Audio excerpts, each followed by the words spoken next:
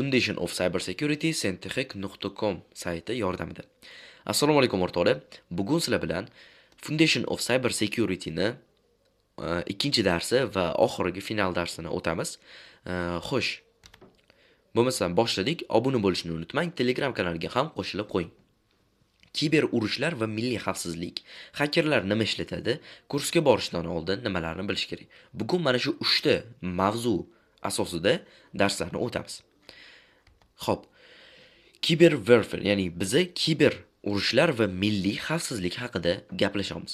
Kiber warfare degani davlatlar o'rtasida raqamli muhitda olib boriladigan kiber hujumlar. Ya'ni oddiy qilib aytadigan bo'lsak, kiber warfare degani bu davlatlar o'rtasidagi kiber urushlar. Bunga misol qilib olishimiz mumkin. AQSh aytayotdiki, Handala guruhi ortida Eron hukumati borligi, demak, aniqlangan demoqda AQSh. Xo'p, AQSh Adliya vazirligi 2026-yil 19-martda demak, Handalaga aloqador 4 ta domenni musodara qilgan.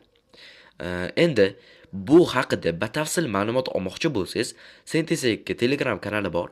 U yerda faqat siyosiy narsalar emas, общий kiber xavfsizlik haqidagi, demak, yangiliklar va hokazo narsalar qo'yib boriladi. Kommentariyaga Telegram kanalda o'sha silkasini qoldirgan bo'laman. Xo'p, endi hakerlar nima ishlatadi? Hakerlar mana shu 6 ta narsani asosiy qilib olgan. Ya'ni bu rasmiy ma'lumot emas. Ya'ni buni qaysidir kompaniya yoki qaysidir loyiha buni tasdiqlamagan. Lekin mana shu 6 tasini men yig'dim. Eng asosiy ishlatadigan, kerak bo'ladigan, doimiy kerak bo'ladigan narsalarni yig'dim. Birinchisi dasturlar, ya'ni tools. Masalan, Nmap, Burpsuite, Metasploit, Warshek degan, demak, toollarni ishlatadi. Bular haqida aynan video qilmoqchiman.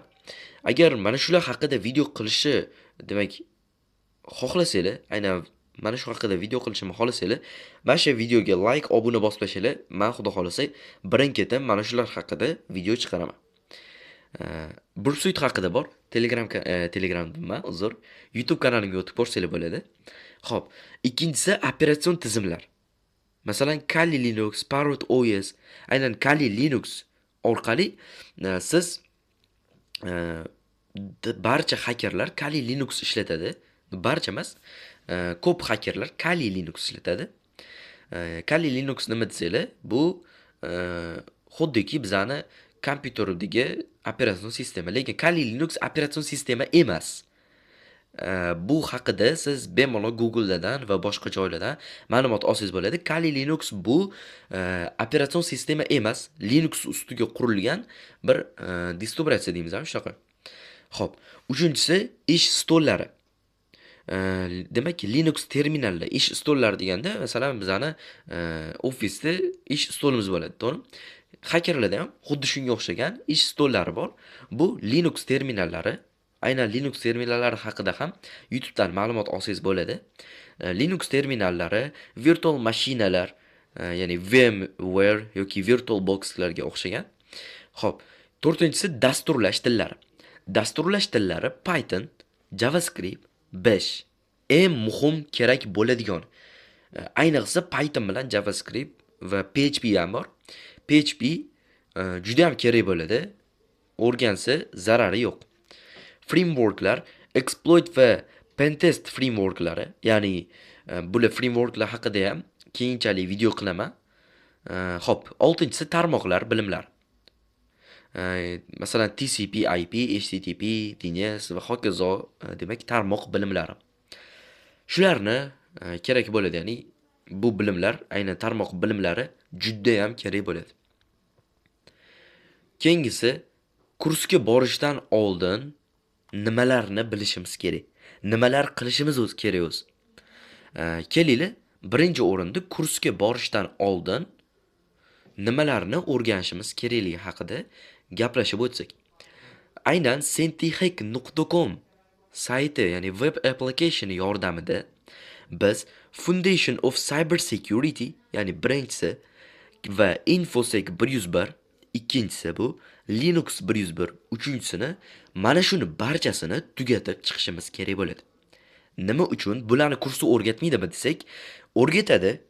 Faqat eee, qanaqa o'rgatadi? Masalan, sizda tasavvur qiling, tekin darsi turibdi.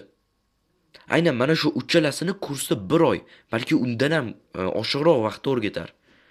Aynan sizni pulingiz tejalishini xohlasangiz, aynan tezroq o'rganmoqchiman desangiz, Foundation of Cyber Security, InfoSec 101 va Linux 101 kurslarini sentexek.com web applicationi demak yordamida o'rganib olishingiz mumkin bo'ladi. Qanday qilib sentexek.com dan qanday qilib biz mana shularni o'rganamiz degan savolga men o'zimning kanalimda javob berganman. Mana shu YouTube kanalimda video dars qilganman. O'shani ham ko'rishni tavsiya beraman. Juda ham zo'r video. Xo'p. Endi kursni mana shularni tugatib bo'ldik. Endi kursga bormoqchimiz. Qanaqa kurs tanlashimiz kerak?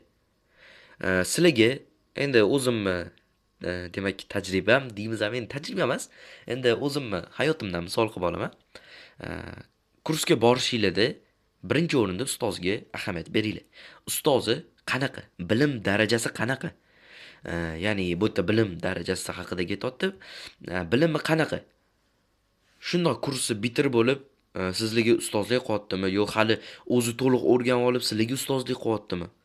Endi ularni men yomon demoqchi emasman, lekin sizga aynan yaxshiroq bilim olishingiz uchun bunaqa darajadagi demak o'quv markazlari bo'lmaydi. Aynan bu meni o'zimning misolimda ham. Siz kurs tanlaganingizda ko'pchilik narxi arzon bo'lsa, vau deyoradi.